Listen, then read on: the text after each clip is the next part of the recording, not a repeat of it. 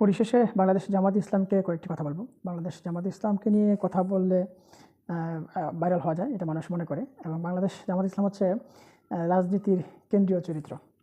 এই দল এবং এই দলের লুক ছাড়া এবং এই দলের ব্র্যান্ডিং ছাড়া কিছু জমে না। গালাগালি জমে না, আলোচনা জমে না, আন্দোলন জমে না, অপবাদ জমে না, একাত্তরের চেতনা দাঁড়ায় না। তারপর হচ্ছে মিডিয়া পাড়া গরম হয় না, মিডিয়া পাড়া ঠান্ডা থাকে। মাঝে মধ্যে মিডিয়া পাড়া গরম হওয়ার জন্য এটা খুব প্রয়োজন।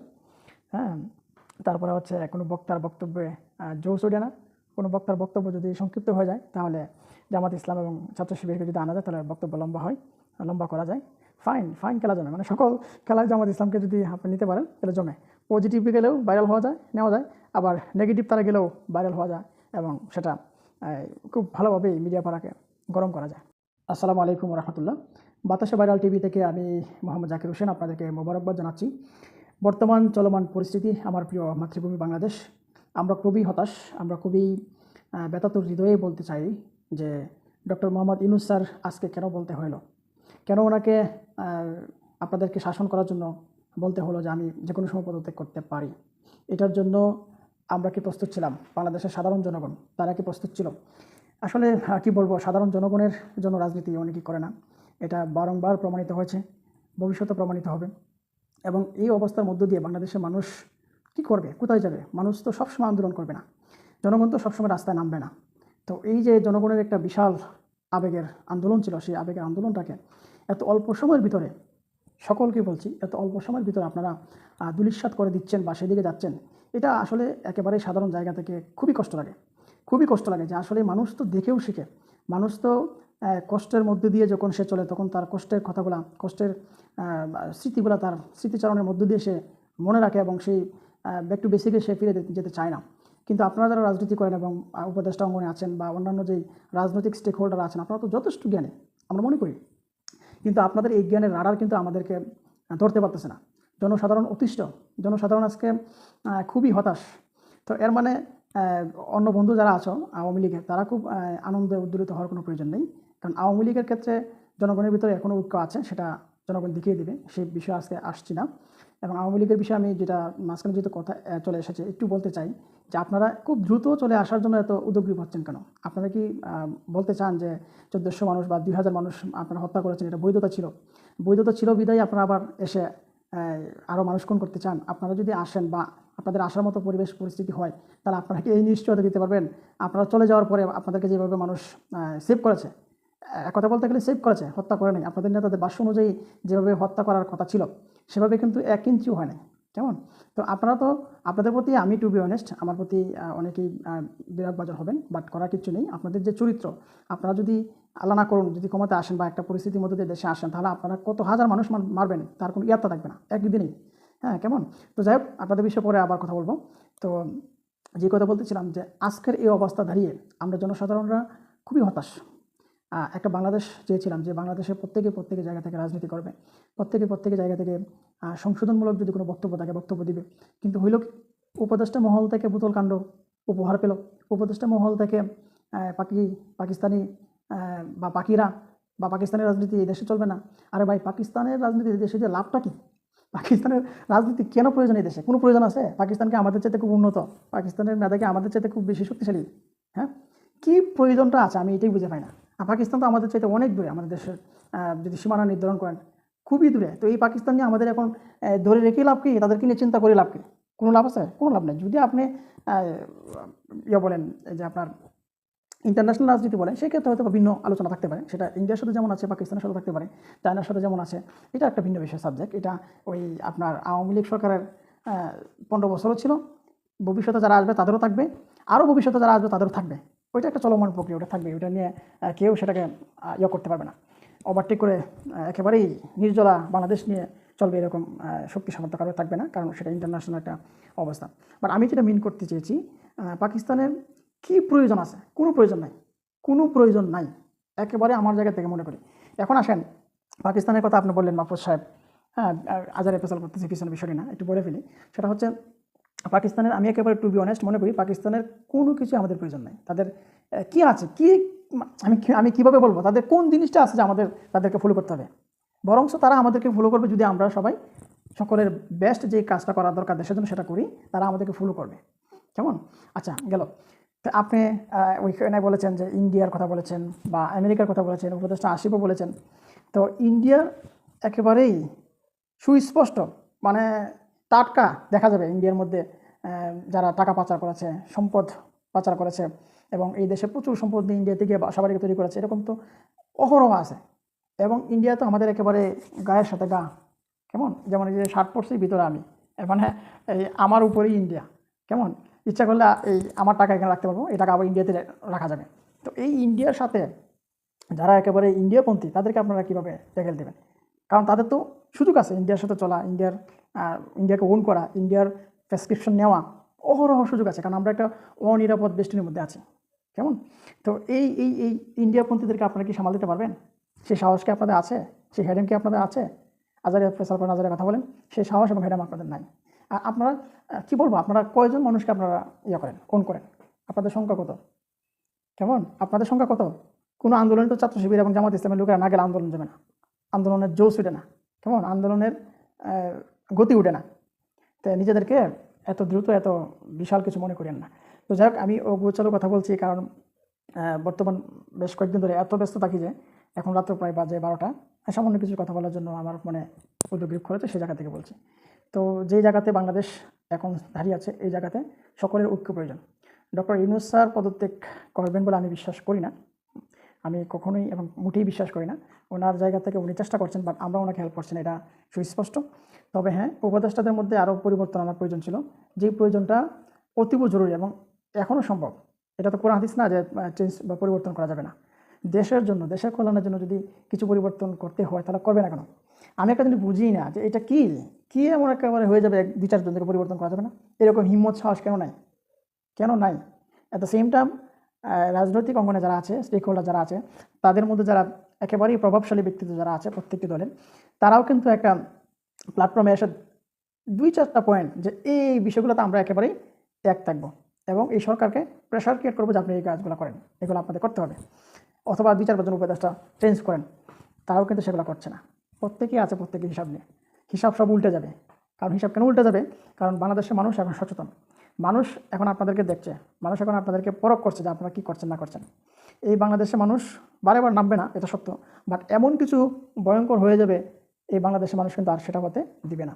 অতএব জনগণের পক্ষে কাজ করুন, জনগণের বাসা বোঝার চেষ্টা করুন, জনগণকে মূল্যায়ন করতে শিখুন। আদারওয়াইজ আপনাদের প্রত্যেকের অবস্থাই এমন অবস্থা হবে যেটা আপনারা কল্পনাই করতে পারবেন না। আশা করি সেই অবস্থা হবে না। মাঝে মধ্যে কিছু বাংলাদেশের অস্থিরতা মধ্য দিয়ে মানুষকে ব্যস্ত রাখা হয়, সেটাই হচ্ছে। এবং বাংলাদেশের মানুষ বিশেষ করে শিখে, ভুল করে আবার শিখে। তবে বিষয়টা হচ্ছে কি, মানে ভুল করার আগে শেখাটার প্রবণতা খুব কম, ভুল করতে করতে শিখে। তো এটা এই ক্ষেত্রে দেশের জন্য ক্ষতি হয়ে যায়। রাজনৈতিক অঙ্গনে যারা আছে তাদের তো আরও বেশি স্মার্ট এবং অনেক প্রজ্ঞাবান হওয়া দরকার। সবসময় ভুল করে শিখবে এরকম রাজনীতি আসলে মানুষের কল্যাণের জন্য খুব বেশি এবং রাষ্ট্রের জন্য খুব বেশি উপকারী বলে আমি মনে করি না। তো এতে আপনাদেরকে আরও সদিচ্ছা হতে হবে, আরও মানুষের জন্য কল্যাণকামী হতে হবে, মানুষের বাসা বুঝতে হবে। আমার কাছে আরেকটা জিনিস খুব বেশি কষ্ট লাগে, সেটা হচ্ছে যে বাংলাদেশের মানুষ খুব দ্রুত ভুলে যায়। এত বড় একটা মেসাকার হইলো, এত মানুষ নেমে আসলো, একেবারে নারী পুরুষ আবাল বনিতা বাচ্চা শিশু সহকারে মাঠে নেমে আসলো। এই মানুষগুলোর চাহিদা আকাঙ্ক্ষা কী ছিল সেটা কি মানুষ এখন মনে রাখছে? সেটা কি এই রাজনৈতিক স্টেক হোল্ডার মনে রাখছে? সবাই সবার অবস্থা নিয়ে দূরের উপর আছে। আর চাঁদাবাজি বিষয়টা আসলে বলতেই হয়। চাঁদাবাজি বিষয়টা আসলে কী বলবো, এটা এতটাই ভয়ঙ্কর হিসেবে বাংলাদেশে এখন প্রত্যেকটি জায়গায় মিডিয়া কল্যাণে আমরা দেখতে পাচ্ছি, যেটা আসলে এই 5ই আগস্টের অভ্যুত্থানের পর এত সুন্দর একটি একেবারেই সকলের জায়গা থেকে সকলে কাজ করার সুযোগ পাওয়ার পরে এটা আমরা কখনো আশা করিনি। এটা যারা করতেছেন তারা আসলে কি বলবো, তারা চিন্তা করেন যে আপনারা দেশকে আসলে ওদের ভবিষ্যতে মানুষের কল্যাণের জন্য পরিচালনা করতে পারবেন কিনা, এটা আপনারা নিজেরাই চিন্তা করেন। আপনারা হয়তো বা ক্ষমতার কাছাকাছি আছেন, ইশারাঙ্কিত বলার প্রয়োজন নেই, হয়তো বুঝতে পারছেন আপনারা ক্ষমতার কাছাকাছি আছেন, ওকে ফাইন, ক্ষমতা নেন, দেশের জন্য কিছু করেন। আপনাদের নিজেদের মধ্যে হানাহানি করে প্রায় এখন পর্যন্ত 50-60 জন লোক মারা গিয়েছে। এই লোকগুলার, এই ফ্যামিলিগুলার কাছে আপনাদের কোনো জবাব আছে বলে আমি মনে করি না। এবং রাজনৈতিক যে বন্দোবস্ত এবং মানুষ চায় যত দ্রুত এগিয়ে যাচ্ছে পৃথিবী, সেই অনুযায়ী যে চাহিদা, সেই রাজনৈতিক চাহিদা কিন্তু আপনারা পূরণ করতে পারছেন না। এটা আপনাদের অবস্থা আমার ক্ষুদ্র জায়গা থেকে মনে করি যে খুব বেশি ভালো হবে সেটা আমি ফিল করছি না। অবশ্যই আপনাদের অবস্থা নিচের দিকে যাচ্ছে, সেটি খেয়াল করার প্রয়োজনীয়তা আছে। তো সব মিলিয়ে এই কথাগুলো আমার ভিতরে ছিল, সেগুলো শেয়ার করলাম। অনেক কথা আছে, অনেক কথা আসে, আসলে এই সমস্ত কথা এবং ভিডিও তৈরি করতে গেলে প্রচুর স্টাডি এবং পড়াশোনার প্রয়োজন। ইদানিং খুবই ব্যস্ত, চরম পর্যায়ে ব্যস্ত। আমার নিজের 1 ঘন্টা ঘুম ব্যয় করে একটু কথা বলতেছি। একেবারেই অগোছালো, কোনো নোট নেই, কিছু নেই। তো এটা আমার জায়গা থেকে ফিল হয়েছে যে না, দেশকে নিয়ে একটু এভাবে আমার যে ভয়েসটা, সেই ভয়েসটা আমি বাতাসে ভাইরালের মধ্যে সেভ করে রেখে দিতে চাই। নিজের যে অভিব্যক্তি, সেই অভিব্যক্তিটা আমি পেশ করতে চাই। পরিশেষে বাংলাদেশ জামাত ইসলামকে কয়েকটি কথা বলবো। বাংলাদেশ জামাত ইসলামকে নিয়ে কথা বললে ভাইরাল হওয়া যায়, এটা মানুষ মনে করে। এবং বাংলাদেশ জামাত ইসলাম হচ্ছে রাজনীতির কেন্দ্রীয় চরিত্র। এই দল এবং এই দলের লুক ছাড়া এবং এই দলের ব্র্যান্ডিং ছাড়া কিছু জমে না। গালাগালি জমে না, আলোচনা জমে না, আন্দোলন জমে না, অপবাদ জমে না, ৭১-এর চেতনা দাঁড়ায় না। তারপর হচ্ছে মিডিয়া পাড়া গরম হয় না, মিডিয়া পাড়া ঠান্ডা থাকে। মাঝে মধ্যে মিডিয়া পাড়া গরম হওয়ার জন্য এটা খুব প্রয়োজন। হ্যাঁ, তারপরে হচ্ছে কোনো বক্তার বক্তব্যে জোশ ওঠে না। কোনো বক্তার বক্তব্য যদি সংক্ষিপ্ত হয়ে যায়, তাহলে জামাত ইসলাম এবং ছাত্র শিবিরকে যদি আনা যায়, তাহলে বক্তব্য লম্বা করা যায়। ফাইন খেলা জমে, মানে সকল খেলায় জামাত ইসলামকে যদি আপনি নিতে পারেন, তাহলে জমে। পজিটিভ গেলেও ভাইরাল নেওয়া যায়, আবার নেগেটিভ তারা গেলেও ভাইরাল হওয়া যায়, এবং সেটা খুব ভালোভাবেই মিডিয়া পাড়াকে গরম করা যায়। তো এখন বাংলাদেশ জামাত ইসলামের যে সুযোগটা মহান আল্লাহ তাআলা দিচ্ছেন, সেটাকে অবশ্যই ওন করতে হবে এবং প্রচুর পরিমাণে কাজ করতে হবে।